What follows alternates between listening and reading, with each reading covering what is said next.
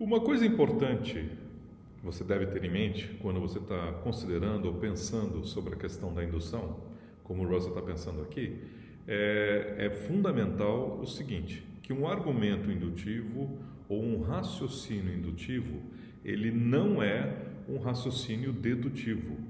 Tá? Se você assistiu os vídeos que dizem respeito à sessão de argumentos do Martinich, você está entendendo o que eu estou falando. Se você não assistiu, então eu vou falar em 30 segundos aqui. Tem um argumento ou raciocínio, você parte de certas premissas e chega a uma determinada conclusão. Tá? Isso é o que é um raciocínio ou um argumento, que basicamente, do ponto de vista estrutural, é a mesma coisa. Tá? Só que pode haver uma conexão lógica entre as premissas e a conclusão, no seguinte sentido: se as premissas forem verdadeiras, a conclusão tem que ser verdadeira, ou as premissas implicam logicamente a conclusão. Implicar logicamente significa que é impossível as premissas serem verdadeiras e a conclusão ser falsa. Impossível no sentido mais forte, mais absoluto possível, tá certo? Por exemplo, das premissas. Todo ser humano é mortal, primeira premissa. Segunda premissa, Sócrates é um ser humano. Tá? A conclusão que Sócrates é mortal, ela se segue logicamente das premissas. Tá? Ou seja, é impossível que as premissas sejam verdadeiras e a conclusão não seja verdadeira. Agora, o argumento indutivo, esse tipo de argumento é o que nós chamamos, é o que se chama em lógica de um argumento dedutivo. Tá? Um argumento dedutivo é aquele em que a conclusão se segue logicamente das premissas, ou, falando a mesma coisa de uma outra maneira, se as premissas são verdadeiras, é impossível, no sentido mais forte possível, que a conclusão seja falsa. Tá? Então, a matemática, por exemplo, tipicamente trabalha com argumentos dedutivos. Tá? A lógica enquanto ciência também trabalha com argumentos dedutivos. Um argumento indutivo não é desse tipo. Um argumento indutivo é o que nós chamamos de um argumento inválido. Tá? É um argumento no qual é perfeitamente possível, não é provável ou esperável ou razoável esperar isso, mas é possível que as premissas sejam verdadeiras e a conclusão seja falsa. Tá?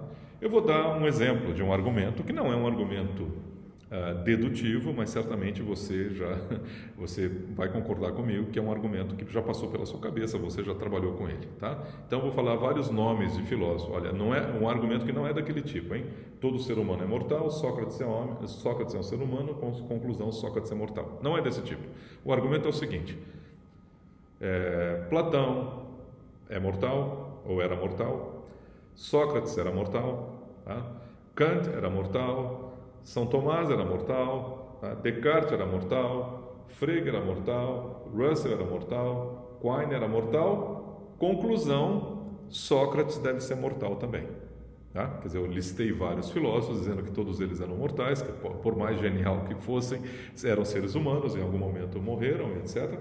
Então, e eu estou falando de Sócrates, que é um filósofo, você conclui: então Sócrates deve ser mortal também. Certamente você já pensou dessa maneira, tá certo? Não é um argumento dedutivo, não é um argumento dedutivo, tá? Por quê? Porque existe a possibilidade, não é razoável você esperar isso, né? Porque nós vamos ver mais adiante porque que não é razoável, tá? Mas existe a possibilidade de que Platão seja mortal, Aristóteles seja mortal, etc, etc. Existe a possibilidade de, quando você chegar em Sócrates, ele é uma exceção à regra, né? Quer dizer, até aqui todos os filósofos que a gente conhecia eram mortais, mas quando eu falei de Sócrates, eu estou falando de um indivíduo que é imortal. Tá? Não é razoável esperar isso, mas não é logicamente impossível. Quer dizer, dado que as premissas são verdadeiras, não é logicamente impossível que a conclusão seja falsa. Tá? Então, nós, baseado no fato de que o Sol nasceu todos os dias, desde que nós nascemos, né? Desde que você nasceu, todo dia você observa o nascimento do Sol, né? O seu dia está baseado nessa expectativa de que o Sol vai nascer, vai durar um período de 12 horas no céu, depois em 12 horas de noite, e vai nascer de novo, vai nascer e vai haver uma sucessão, né? Então, imagine que você colocasse num argumento, né? Ou num raciocínio as seguintes premissas. Premissa 1, o Sol nasceu no primeiro dia da minha vida. Premissa 2, o Sol nasceu no segundo dia da minha vida. Premissa 3, o Sol nasceu no terceiro dia da minha vida. E assim por diante até o dia de hoje. Tá? Então não vou falar de quantos dias eu vivi, porque para vocês não adivinharem a minha idade, mas suponha que você chega lá na premissa, não sei quantos mil e etc. Você diz, e o Sol nasceu no dia tal, que é o dia de hoje. Tá? Você infere a conclusão que o Sol vai nascer amanhã. Isso você está aplicando o mecanismo da indução. Evidentemente, você aplica o mecanismo da indução, você espera que o Sol vai nascer amanhã. Tá? Mas não é logicamente impossível que até hoje o Sol nasceu, é tudo verdade, as premissas são todas verdadeiras, tá? Mas a conclusão seja falsa. Tá? É facilmente imaginável que de hoje para amanhã, tá? É improvável, esperamos que não, a nossa vida é montada nessa esperança de que isso não vai acontecer, mas de hoje para amanhã pode acontecer um acidente cósmico, a Terra pode ser, o Sol pode ser atingido por um super asteroide que explode o Sol completamente, ou de hoje para amanhã a composição química do Sol é tal que uma mega explosão solar vai ocorrer, tá? E o Sol vai deixar de existir, ou de hoje para amanhã a Terra deixa de existir, porque o nascimento do Sol nada mais é do que o movimento da Terra, né? A Terra é que está se movimentando, embora tem gente que não acredite nisso hoje em dia, por incrível que pareça, mas o nascimento do Sol significa a rotação da Terra e o Sol aparecendo numa certa posição. Mas de hoje para amanhã a Terra pode ser atingida por um asteroide, de hoje para amanhã a Terra pode explodir, ela tinha uma estrutura físico-química que a gente não desconfiava, que estava se formando uma mega explosão no núcleo terrestre. Há uma série de coisas que nós podemos pensar que, embora sejam improváveis, a gente não espera que isso aconteça, dado tudo que nós estudamos de física, de astronomia, etc., até hoje, nos leva a esperar que isso não aconteça, mas não é contraditório, não é um absurdo lógico você imaginar que isso poderia acontecer, né? Ou seja, todas as premissas são verdadeiras até hoje, né, que o Sol nasceu, e a conclusão é falsa. Este, então, é um argumento onde a verdade das premissas não implica, logicamente, ou não força a verdade da conclusão. Tá? Tem alguma outra coisa ligando as premissas com a conclusão, que não é a implicação lógica. Implicação lógica, na filosofia, é uma coisa muito forte, é uma coisa absoluta. Tá? Se as premissas são verdadeiras, a conclusão tem que ser verdadeira. Tá? Isso acontece em exemplos como esse do todo ser humano é mortal, Sócrates é ser humano, portanto Sócrates é mortal. Tá? Isso acontece em exemplos como esse, argumentos como esse, né? Ou então todo ser humano um dia nasce e um dia morre, premissa, tá? Fulano nasceu, conclusão, fulano vai morrer um dia. Isto é, se a primeira premissa é verdadeira, que todo ser humano um dia nasce, um dia morre, se isso é verdadeiro, tá? E se é verdadeiro que um certo ser humano nasceu, forçosamente é verdadeiro que esse ser humano vai morrer um dia. Tá? Esses são raciocínios dedutivos. Tá? Então, diferentemente, no caso dos raciocínios indutivos, nós não estamos lidando com um raciocínio lógico, estritamente lógico. Né? Embora, claro, nós estamos lidando ou exercendo de alguma maneira a nossa racionalidade. Mas a questão é essa: será que é racional fazer a indução? Se é racional, de onde vem essa racionalidade? Ou melhor, o que é que justifica racionalmente os argumentos indutivos? Tá? O Russell aqui faz um pequeno exercício. Ele diz: olha,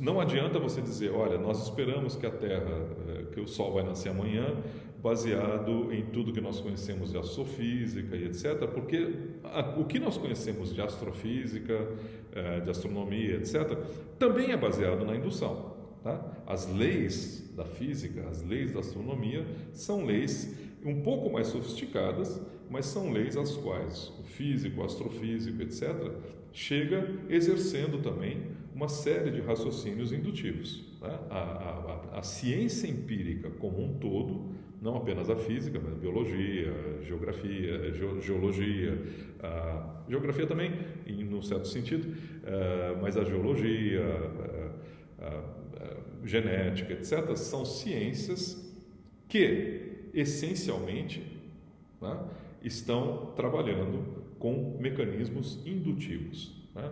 Então, a astrofísica, a física, a astronomia, tá? Tudo isso, se nós formos um pouquinho mais sofisticados, né? Se nós estudamos um pouquinho ao longo da nossa vida, nós, eu estou confiante que o Sol vai nascer amanhã porque as leis da física são assim, a astronomia me mostrou isso aí, etc, etc. Bom, mas você pode aplicar a questão nesse nível mais profundo. Tá? Será que existe uma justificativa racional para acreditar, né, naquelas leis da física, naquelas leis da astrofísica, que são leis indutivas também? Tá? Quer dizer, são leis baseadas em uma observação, sei lá, de como os corpos gravitam, como os astros gravitam um em torno do outro, etc. Uma observação de um número finito de casos passados, projetando para a totalidade dos casos no futuro. Né? É assim, por exemplo, se você fala da mecânica de Newton, Newton também observou um certo número de casos. Né?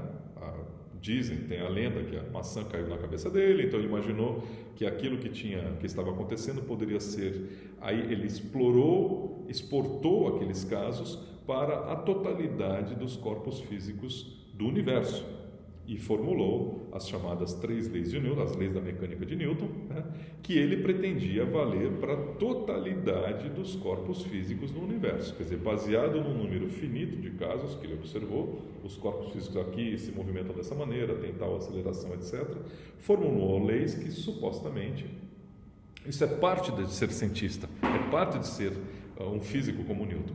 É você formular leis que têm a máxima generalidade, que vale para o universo como um todo. Tá? Então, as leis de Newton são uma extraordinária inferência indutiva também, né? Baseado num número finito de casos, maçã caindo, observar o peso caindo, observar os corpos se movimentando, fazendo anotações, anotando o tempo de chegada, tempo de saída, etc., fazendo uma generalização para a totalidade dos casos. Raciocínio indutivo. Não foi feita uma dedução. As pessoas falam, Newton deduziu, não deduziu nada. O que ele aplicou foi a indução. O que ele aplicou foi a elaboração de uma lei a partir de um número finito de casos.